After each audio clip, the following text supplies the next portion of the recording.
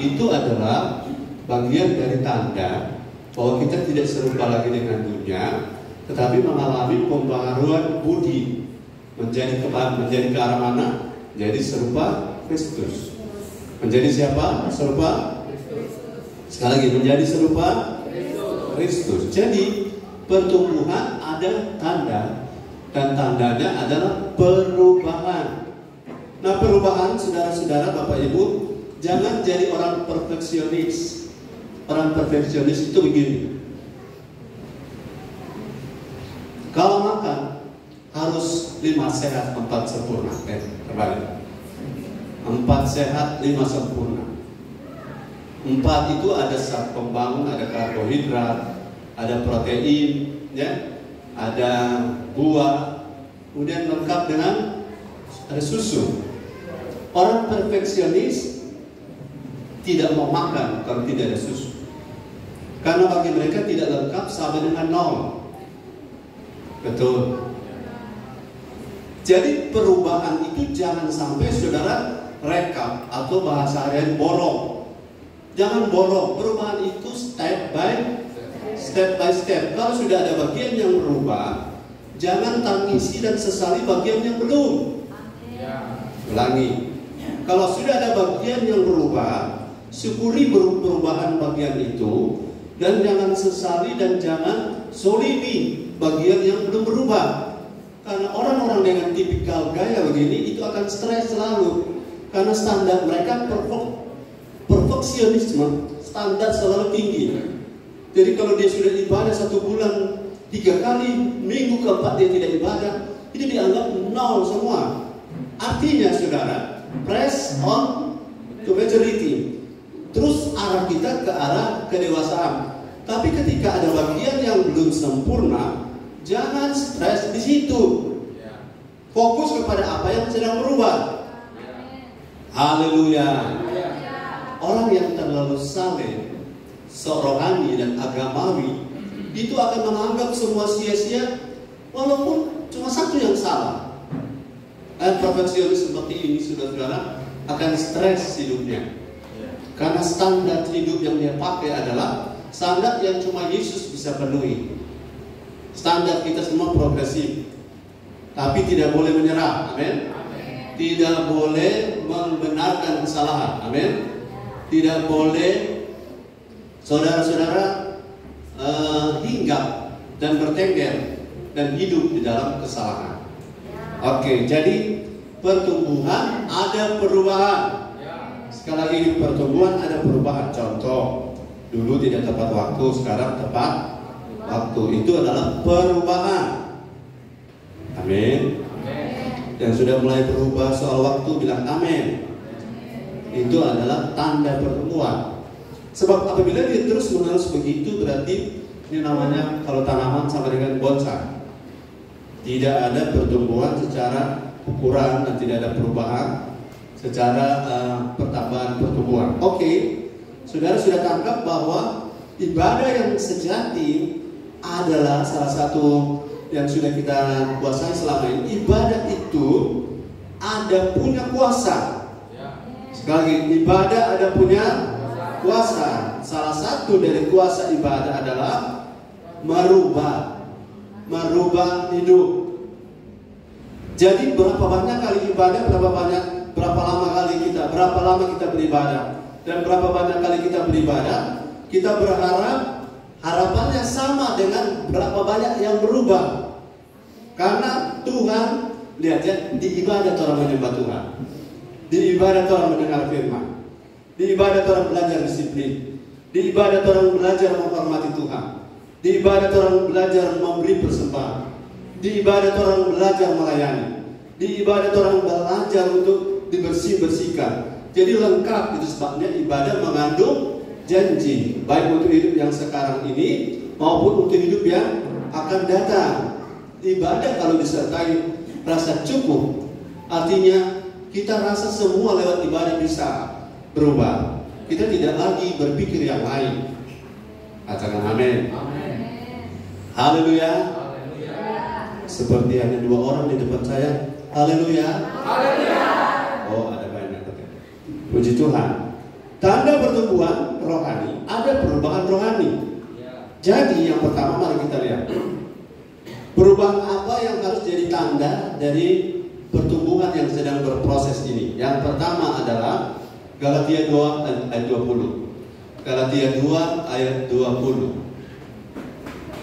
Firman Tuhan, namun aku hidup, tetapi bukan lagi aku sendiri yang hidup, melainkan Kristus yang hidup di dalam aku.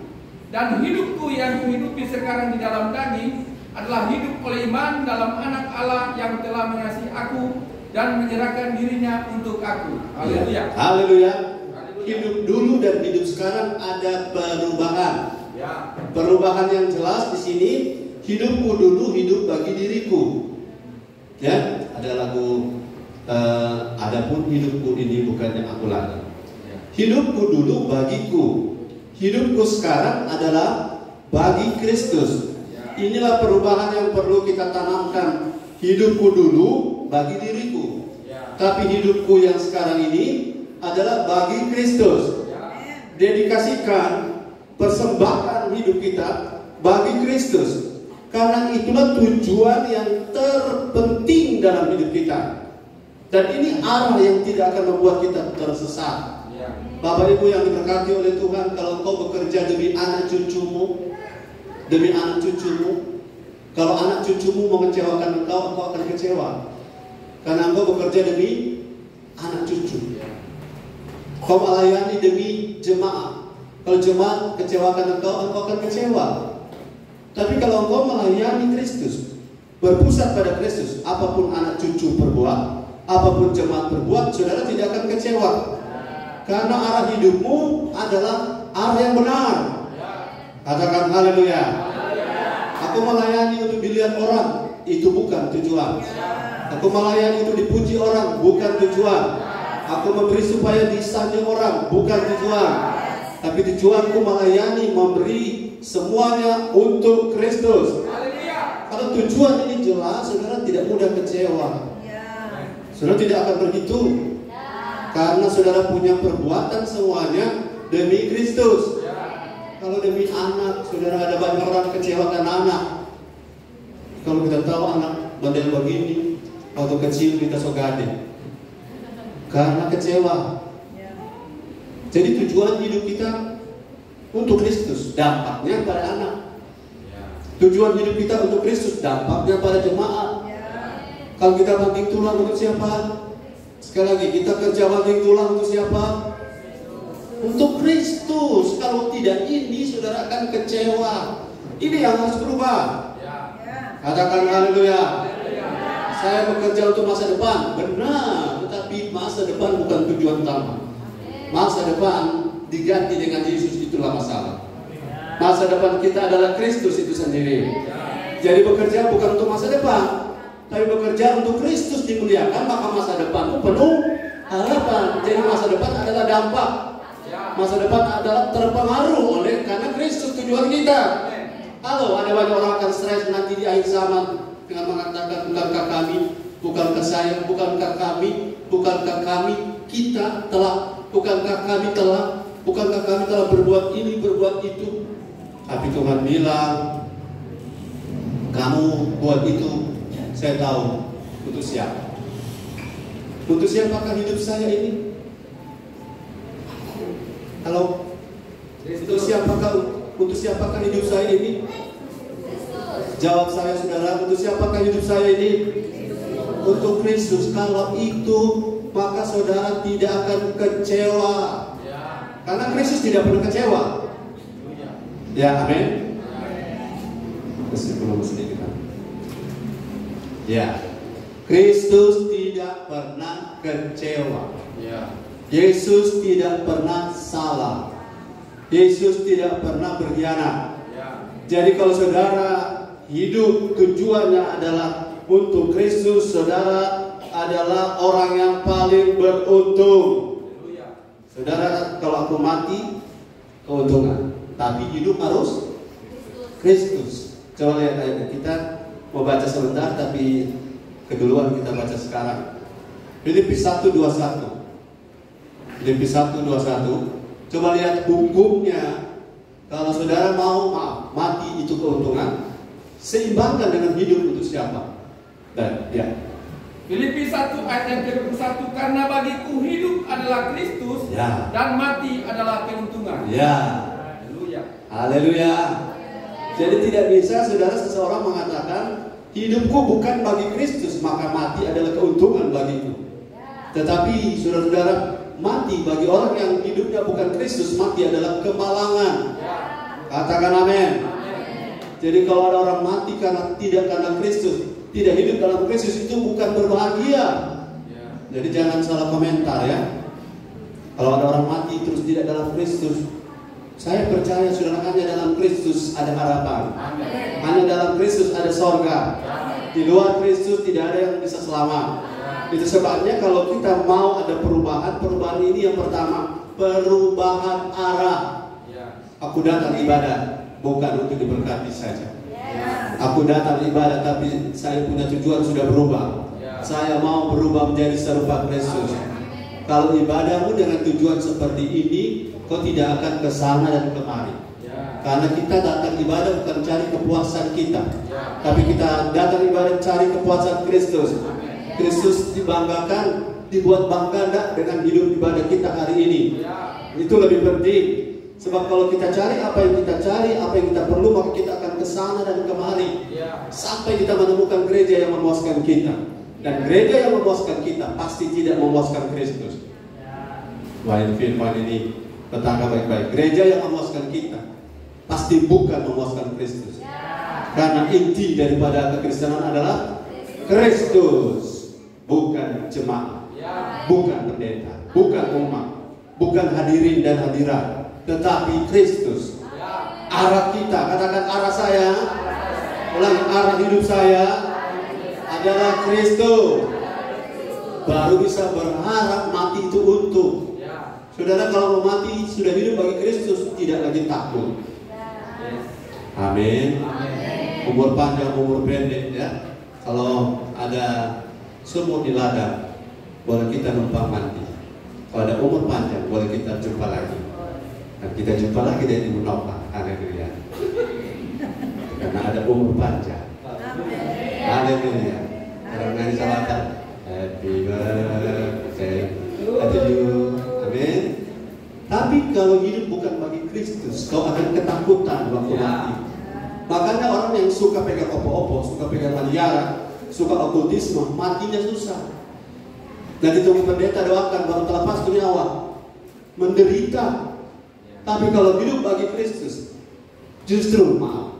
Kalau orang hidup bagi Kristus seperti Henok, tiba-tiba Tuhan angkat. Cuma jangan terjadi di sini kayak Tuhan angkat semua. Kita buat bapak siapa?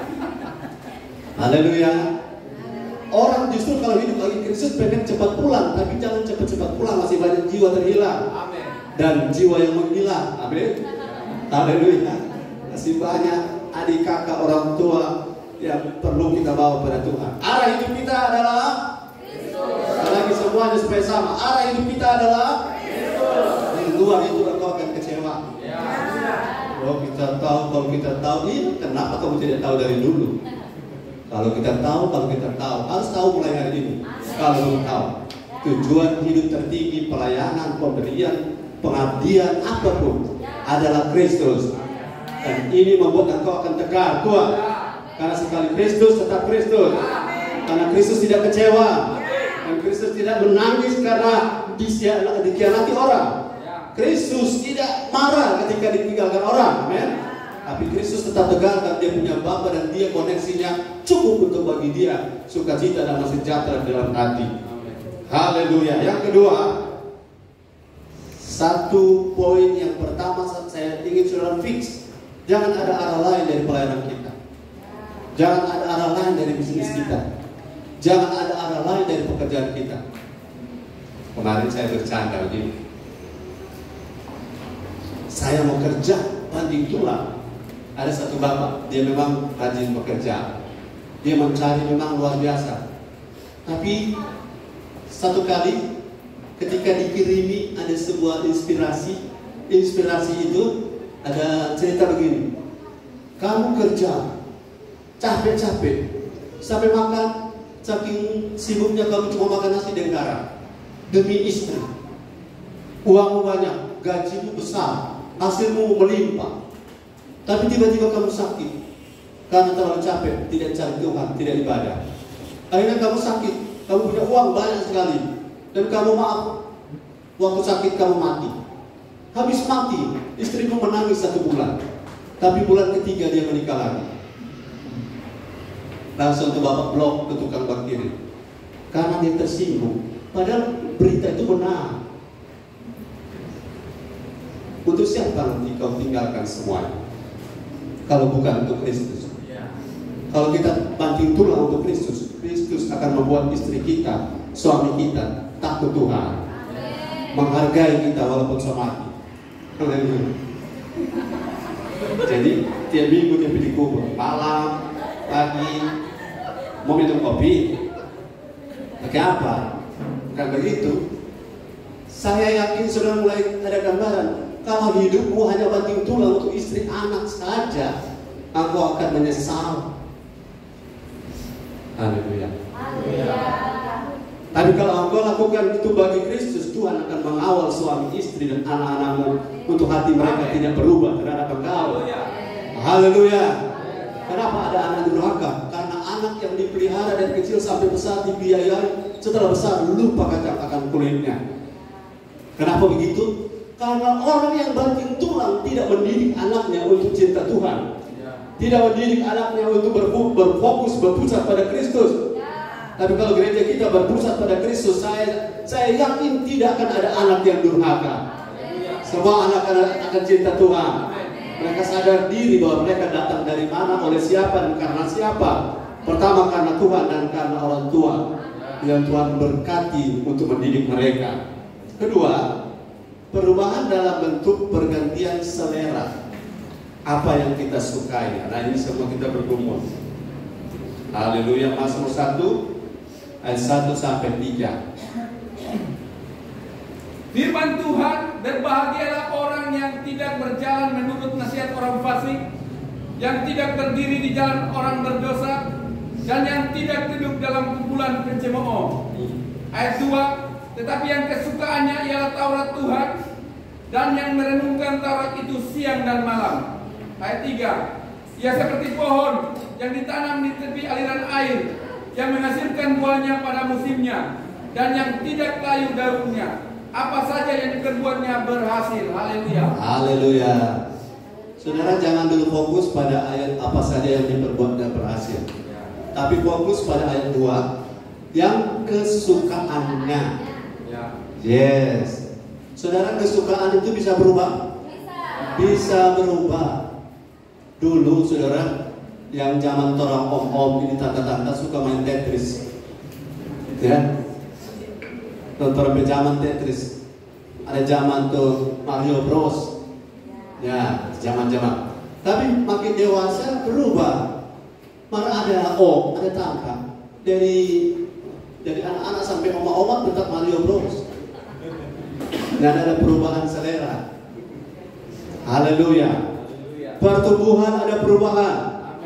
Perubahan terutama dalam poin tadi arah, yang kedua dalam hal selera. Saudara, apa yang kau suka akan menggairahkanmu. Betul? Apa yang kau suka akan menyemangatimu. Amin. Nah, saya tanya ayat 1. Ayat 1 coba lihat. Kenapa? Baca. Berbahagialah orang yang tidak berjalan menurut nasihat orang fasik, Ya. yang tidak berdiri di jalan orang berdosa, Ya. dan yang tidak duduk dalam kumpulan pencemooh. Saudara, mari ikuti saya. Kalau konsentrasi, fokus. Mau bikin nggak seseorang mengikuti nasihat orang fasik? Mau bikin berdiri nggak seseorang di jalan orang berdosa? Mau bikin nggak duduk di antara kumpulan pencemooh? Kalau orang itu tidak suka dengan 3 kelompok ini, betul? Tapi kalau tiga kelompok ini disukai, saudara larang pun, saudara akan melarang. Karena apa? Karena suka. Susah melarang-larang. Saudara melarang udang mundur, tak bisa. Ayo udang jangan mundur. Kalau salah. jadi tapi setelan hidup. Apa yang kau suka itu akan menarik kau ke sana. Jadi kalau kau suka apa, itu yang akan membuat engkau. Maaf saudara, ada bahasa begini. Orang-orang hukum di sini ada mana Andi? Andi ada? Oh ya, ada tubuh jiwa dia, puji Tuhan. Jangan sampai selesai firman baru datang tubuh jiwa. Dia kata begini. Apakah perlu undang-undang tentang jangan mencuri kalau sebuah bangsa tidak ada lagi orang mencuri? Haleluya. Biarkanlah anak-anak itu datang kepada Tuhan.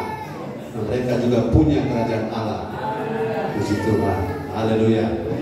Jadi begini, di negara yang tidak ada lagi pencurian, undang-undang dilarang mencuri tidak berlaku.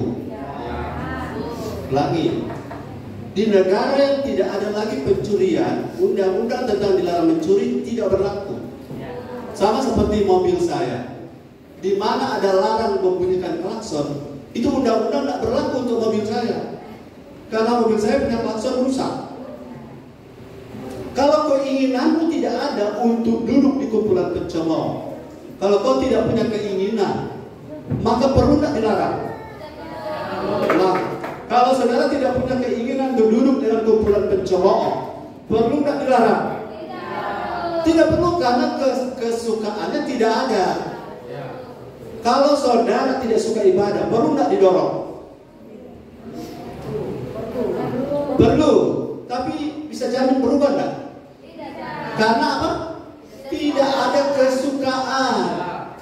Saudara akan capek kalau dorong-dorong orang yang tidak suka. Makan kok ini empek-empek. Saudara suruh makan empek-empek, kalau memang tidak mau empek-empek, saudara akan bilang apa? Makanan apa ini? Apa yang saudara tidak suka tidak akan menarik engkau. Kalau kumpulan pencemooh kau suka, kau tidak diundang pun datang. Tapi kalau kumpulan pencemooh undang kau tidak mau menjadi pencemooh, maka pencemoohan mereka tidak menarik bagi hidupmu. Mari kita ngopi-ngopi. Ya karena memang ada hobi kopi, pasti ada pergi karena ngopi itu kesukaanmu. Ayo kita ngeteh, kita tidak pergi karena kita suka kopi. Amin. Haleluya. Yang harus berubah juga adalah kesukaan atau selera. Seleramu apa? Kita kalau orang lagi pandai mandi pantai, kita mau bilang pangge mandi pantai. Pantai mandi pangge. Kalau orang pangge mandi pantai, sudah kenal. Kalau saudara tidak ada hobi pantai, mau pergi? Tidak. Orang dipaksa-paksa. Jadi setelah saudara tidak punya hobi pantai, pergi ke pantai, itu keterpaksaan dan tidak akan menyenangkan, bukan? Jadi supaya saudara bisa ke pantai dan menyenangkan, ketidaksukaanmu tentang pantai harus dirubah. Hai, tanggal ini mau ada perubahan? Mau ada pertumbuhan? Harus ada perubahan. Perubahan yang poin kedua adalah selera atau kesukaan, delight, desire. This is my desire to honor you. Kalau kerinduanku tidak mau menghormati Tuhan, kita dipaksa pun tidak akan. Karena kerinduan itu, kesukaan itu dari dalam. Orang punya hobi dari mana?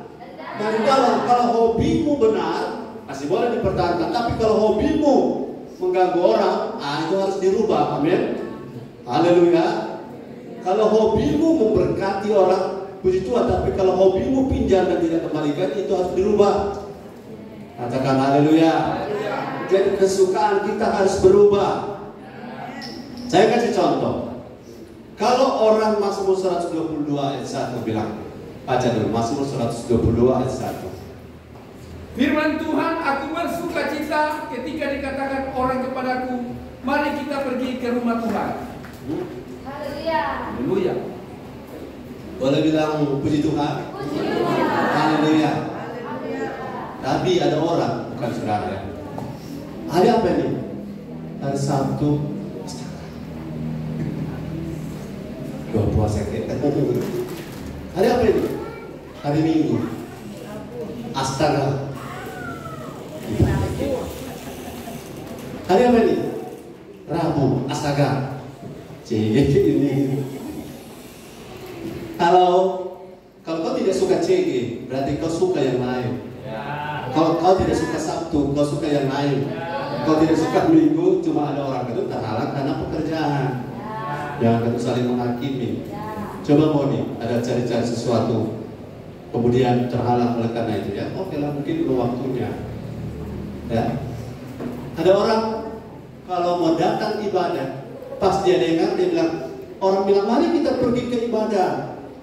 Shalom, malah PWA full semua di jemaah. Satu hari 5 mungkin. Shalom PLHK, Shalom CG, Shalom. Pokoknya semua full sampai dosa yang jadi apa?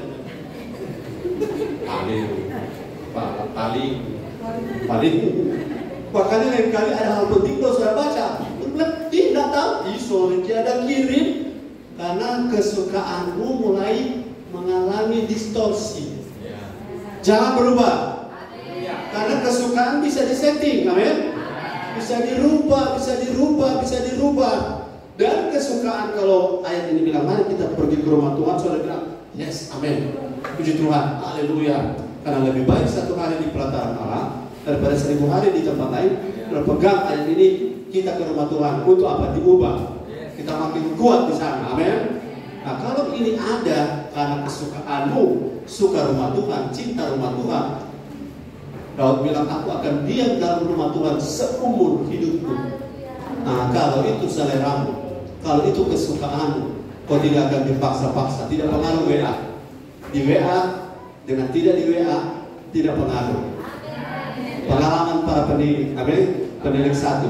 Datang nih. Saudara mari orang doakan supaya orang yang bilang datang nih, berubah nih. Haleluya. Berubah apa? Berubah kesukaan. Ada orang tidak datang karena tidak dapat info, padahal dalam hati puji Tuhan tidak dapat info kita. Jadi perubahan dari perasaan selera adalah tanda pertumbuhan rohani. Saudara suka dengan firman, maka waktu jadi relatif. Amin. Saudara suka dengan firman, maka keras lembut jadi relatif. Haleluya. Saudara suka diubahkan, amin. Maka ketika saudara ditegur bukan lagi menyakitkan, tapi menjadi sukacita bagi kita. Karena kita suka, amin. Yang suka makan daun pepaya, makan sayur peti. Suka? Kenapa suka? Heran orang-orang. Saya pernah lihat film kartun di planet Mars, namanya Imajinasi. Di planet Mars orang makan pisang, bukan pisangnya tapi kulitnya. Ya namanya saja fiksi. Ya, jangan sampai saudara suka. Saya kasih contoh. Pertemuannya saudara suka, dengar firmannya tidak. Tangkap ini. Pertemuannya saudara, bukan saudara. Pertemuannya orang itu suka, tapi dengar firmannya tidak. Haleluya. Ayo jujur, kalau ada ibadah di kampung, saudara lebih suka datang terlambat atau cepat datang? Paling yang penting Pak hadir. Jujur tuh, yang penting makan dan periki, amin. Haleluya. Karena apa? Selera kita, kesukaan kita membuat kita akan tertarik kemana yang kita suka. Kalau saudara tertarik pada firman, dan ini yang harus dirubah kalau kita mau mengalami atau kita menunjukkan bahwa ada perubahan. Perubahan, katakan bersama saya, perubahan selera, perubahan kesukaan. Nah, saya baca Alkitab sekarang 2 Tawarik pasal 6, 7. Saya dengar firman, baca firman 2 Tawarik ini pembacaan baru, pembacaan ke-9. Jadi belum banyak ya. Baca ayat. Saya berdoa satu waktu. Torah ada ruangan khusus. Ada mainan di dalam, ada snack di dalam, ada pokoknya semua yang anak-anak suka ada di dalam. Karena apa yang kau suka lo bikin toh. Yang mau larang karena suka wajaran no. Dia juga satu gaya. Mau larang saudara akan stres. Kalau kita orang kunci akar di dalam, baru sih pakai ruang kaca. Tapi kalau sekarang boleh tahan dulu ke orang sampai itu ruang itu ada. Haleluya. Yang ketiga, perubahan dalam bentuk peningkatan kekuatan menangani pencobaan. Saudara, karena pencobaan di hal-hal sederhana. Misalnya, pas saudara mau pergi ibadah, saudara mau sikat gigi, odol habis. Sikapmu, masih bisa ada semen, Pak. Tahu semen? Apa? Kalau semen itu apa? Sisa-sisa itu orang panas bebas. Sampai dia masih ada keluar. Nah, itu namanya memiliki perubahan kekuatan dalam menangani pencobaan. Haleluya. 1 Korintus 10 ayat 13. 1 Korintus 13 ayat 10. Saya minta saudara, mari berubah. Katakan, saya mau berubah. Ya, dalam hal menghandle pencobaan-pencobaan. 1 Korintus 10:13 terbalik ya. 10:13. Mau berubah. Saya percaya sedang terjadi. Ya. Haleluya. Firman Tuhan, pencobaan-pencobaan yang kamu alami ialah pencobaan-pencobaan biasa. Ya. Yang tidak melebihi kekuatan manusia. Ya. Sebab Allah setia dan karena itu Ia tidak akan membiarkan kamu dicobai melampaui kekuatanmu. Yes. Pada waktu kamu dicobai, Ia akan memberikan kepadamu jalan keluar. Ya. Sehingga kamu dapat menanggungnya. Haleluya. Bapak Ibu perhatikan ayat ini, backgroundnya adalah Israel 40 tahun di padang gurun. Israel padang gurun 40 tahun, dan mereka di sana ada dua kelompok. Saudara, kelompok Yosua dan Kaleb, dan kelompok yang umum. Nah, selama di padang gurun, siapa yang bersumur? Yang bukan Yosua dan bukan Kaleb dan juga Musa. Saudara-saudara, panasnya sama, keringnya sama, kesulitannya sama, ya. Kalau malam dinginnya sama, binatang buasnya sama banyak. Tetapi kenapa berbeda bagi reaksi Yosua dan Kaleb? Kenapa berbeda? Cara mereka punya kekuatan mereka berbeda, sikap mereka berbeda.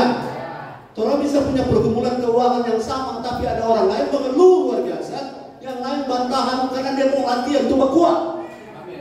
Amin. Jadi jangan cuma karena ada uang abang sayang. Kalau tak ada uang abang putenda. Tidak boleh begitu, karena pencobaan yang datang harus kita kuat menghandle-nya dalam rangka membuktikan bahwa kita ini sedang bertumbuh. Katakan haleluya. Kalau kita bertumbuh, maka ayat ini ada banyak orang yang protes di ayat. Pencobaan biasa apa juga kalau orang tabrak. Biasa karena apa? Bukan pencobaannya yang biasa, tapi kemampuan menghandle-nya yang naik level. Amin. Bagi orang-orang yang tidak naik level berat, tapi bagi kita yang terbentuk di rumah Tuhan, kita rasa biasa. Yosua dan Kaleb rasa biasa, tapi bagi Korah, Datan dan Abiram bersungut luar biasa. Yosua dan Kaleb tetap maju terus, tapi yang lain pengen kembali ke Mesir karena mereka tidak kuat. Jadi pertumbuhan, katakan pertumbuhan, harus ada tanda perubahan. Ya, salah satu perubahan yang ketiga adalah peningkatan kekuatan menangani masalah. Kekuatan bertambah besar menghandle persoalan. Ketika Daud menghadapi Goliat dan kakak-kakak Elia, Abinadab dan Syama menghadapi Goliat, saudara, reaksi berbeda. Saul bahkan gemetar. Daud dia cuma lempar kata-kata, marah si Elia. Terus Daud bilang begini, apa tapi salah kita cuma bilang bahwa sebagaimana beruang serigala, singa, kurobek mulutnya, apalagi ini Goliat ini, orang yang tidak bersunat ini yang menghujat nama Allah Israel. Elia bilang, ih, mana Pak Jago? Masih tinggal kau satu 2-3 ekor domba. Ini kakak ini juga cuma 2-3 ekor yang kasih heboh, kasih viral. Memang cuma 2-3 ekor kita jaga, tapi kita dilatih di sana untuk menguatkan rohmu, supaya walaupun fisiknya Goliat besar, tapi roh yang badan yang kecil pada Daud, tapi memiliki roh yang besar. Katakan amin. Sehingga bagi Daud ini Goliat datang dengan pedang dan petung. Kau datang dengan pedang dan petung, tapi aku datang dengan nama Tuhan. Jadi kekuatan bertambah. Katakan haleluya. Kita di padang gurun tidak boleh melemah. Kita di dunia yang fana ini tidak boleh melemah. Kalau kita melemah, kita akan digulung oleh Goliat. Tetapi kita harus kuat. Amin. Dan kekuatan itu ketika kita ibadah, kita makin hari makin kuat. Saya ingin saudara lihat orang yang menuju Sion, orang yang increasing spiritual level every day, itu makin hari makin kuat, bukan makin hari makin lemah. Setuju? Bilang amin. Mazmur 84 ayat 8. Orang yang menuju Sion, orang yang menuju gereja yang unusual, gereja yang eklesia itu, Sion, eklesia, unusual sama. Mereka makin hari makin baca ayat 8. Firman Tuhan, mereka berjalan makin lama makin kuat. Ya. Hendak menghadap Allah di Sion. Ya. Orang yang menghadap Allah di Sion, kalau mereka berjalan makin lama makin lemah. Tidak. Makin lama makin kuat. Coba saudara tes, makin setia ibadah makin kuat atau makin lemah? Pasti makin kuat. Makin kuat menghandle masalah. Makin kuat sampai Paulus ngomong. Filipi 4 ayat 13. Paulus bicara luar biasa. Saudara masih dengan saya, bilang haleluya. Haleluya. Yes, ini ayat sangat terkenal. Firman Tuhan, segala perkara dapat kutanggung di dalam Dia yang memberi kekuatan kepada kita. Ketika Dia Kristus yang di dalam kita makin diperbesar, maka kita akan diberi kekuatan untuk menanggung segala perkara. Kekuatan itu progresif, bertumbuh. Dua kakak beradik yang sama, dengan dua masalah yang sama, tetapi belum tentu sama bereaksinya. Sama-sama satu gereja TNL dengan masalah yang sama, belum tentu sama cara bereaksinya. Dua-dua punya masalah ekonomi, tetapi belum tentu keduanya sama dalam bereaksi. Kita harus kuat, amin. Karena kekuatan ini terjadi oleh karena firman dan Roh Kudus yang kita makan. Kurang makan, kurang kuat, amin. Banyak makan, banyak kekuatan. Jadi makin sudah banyak makan, sudah makin kuat. Dan saudara terus berjalan pada saat menghandle masalah, saudara tetap akan kuat. Tapi kuatnya terus bertambah. Beda menguatkan diri dengan firman menguatkan kita. Haleluya. Menguatkan diri itu seperti begini. Mendorong mobil yang mesinnya sudah turun. Itu namanya menguatkan diri. Tapi kuat yang sebenarnya servis mobil. Isi oli, ganti oli. Isi solar, haleluya. Jangan auto solar sudah isi bensin, tetap salah. Jadi saudara perbaiki servis, maka kekuatannya asli. Tapi kalau mesinnya bermasalah, Goliat pun yang dorong, Goliat akan kelelahan satu waktu. Jadi saudara, kekuatan kita karena firman yang everyday, firman yang menguatkan kita. Karena tiap hari kita mendengar kata orang di luar. Kalau saudara para pekerja ketemu sesama pegawai, Pak Stephen tukang parkir ketemu sesama parkir misalnya, orang punya kata-kata kalimat yang melemahkan itu lebih banyak dari firman yang datang. Dan kita harus kuat. Dengan apa? Firman. Itu sebabnya rugi kalau tidak ibadah. Rugi kalau tidak datang cari Tuhan. Karena di ibadah kita dikuatkan, bukan dikuat-kuatkan. Roh kita dikuatkan. Haleluya. Masih bersama saya bilang haleluya. 4. Efesus 5 ayat 17. Efesus 5 ayat 17. Jadi yang pertama perubahan arah. 2. Pergantian selera. 3. Peningkatan kekuatan menghandle masalah. 4. Makin paham kehendak Tuhan. 5:17.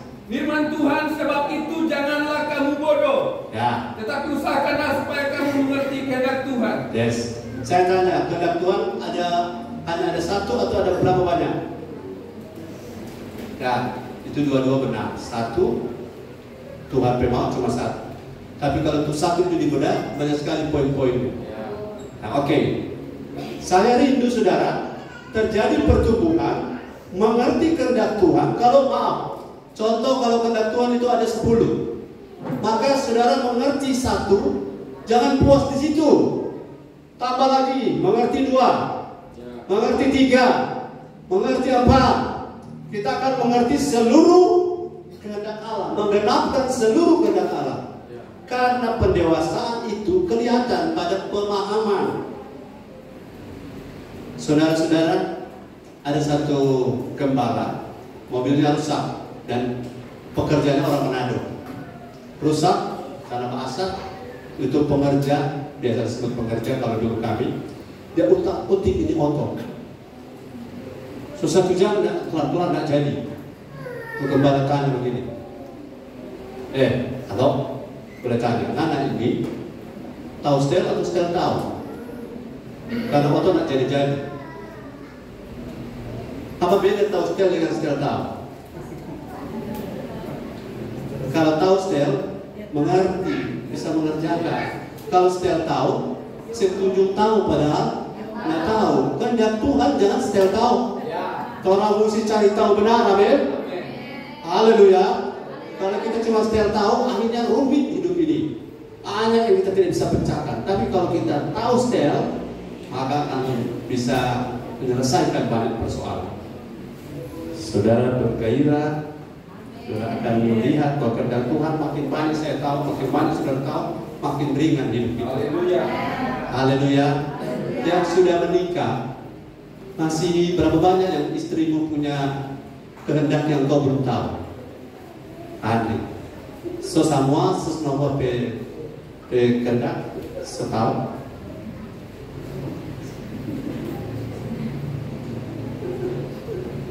Sesiola, sesamua Pro Kristo keinginan setahu. Loh kan? Bapak Yerni, so hafal semua sespon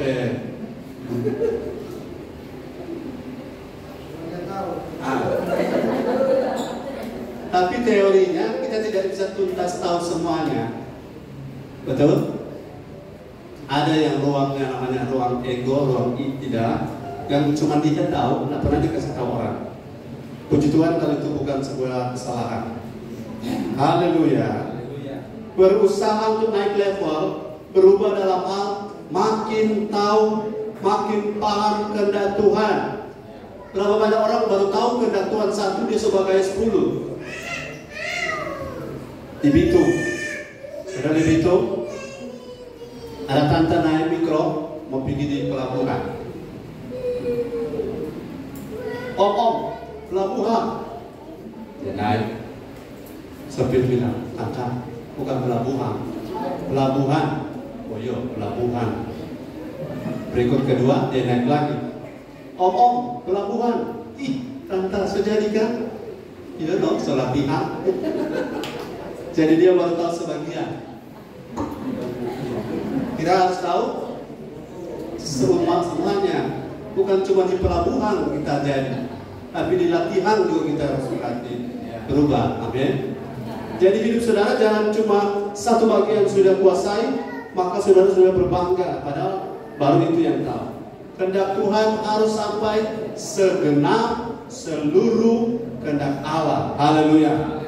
Jadi makin paham tentang Tuhan, Tuhan makin tidak kesulitan bicara ke kita. Ulangi, makin paham tentang Tuhan, makin tidak kesulitan Tuhan bicara dengan kita. Berarti kalau minta sesuatu bikin kopi, dia bilang bagaimana? Nah, coba kode. Bagaimana itu kode? Supaya orang tahu.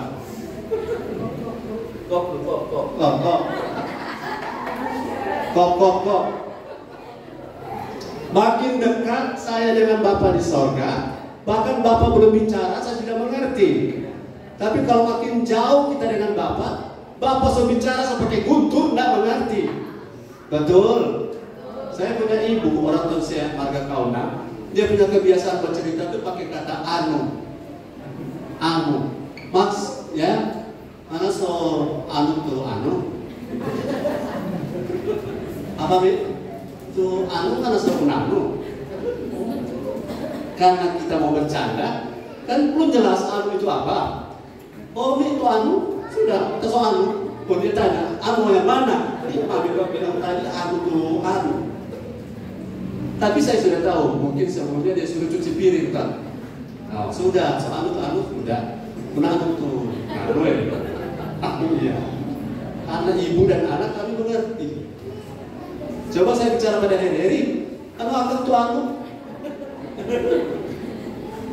So anu itu anu itu nama mana? Jadi kalau makin dekat kita makin punya bahasa isyarat. Orang lain yang mengerti. Kalau ibu gembala dan bapak gembala kalau ada tamu mau kasih doi, itu kode apa? Kalau belum pernah buat mau kasih doi ke dia, kalau mau kasih begini orang setahu. Oh berapa doi? Mari orang atau lebih kode. Mah kalau ada tamu kasih doi. Kalau cuma orang dua tuh tahu. Makin dekat dengan Tuhan makin nangkap, amin. Makin tahu kehendak Bapa, tidak perlu ditanda tanya. Saudara sudah tahu Bapa itu suka kalau kita ibadah. Tahu? Ya, tidak perlu diperintah lagi. Lakukan itu. Makin begitu makin dewasa kita. Haleluya. Haleluya. Saya percaya firman ini cukup sampai di sini dan nanti saudara ikut lagi pada kesempatan yang lain. Tepuk tangan bagi Tuhan Yesus. Haleluya.